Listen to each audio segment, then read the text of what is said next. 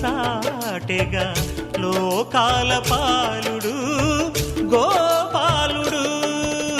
తీయని మత్తున ముంచిన మురళీలోలుడు, మాయని దూరము చేసిన గీతాచార్యుడు. కనుకనే అతని కథ తరములు నిలిచె కదా, తలచిన వారియదా తరగని మధుర సుధా.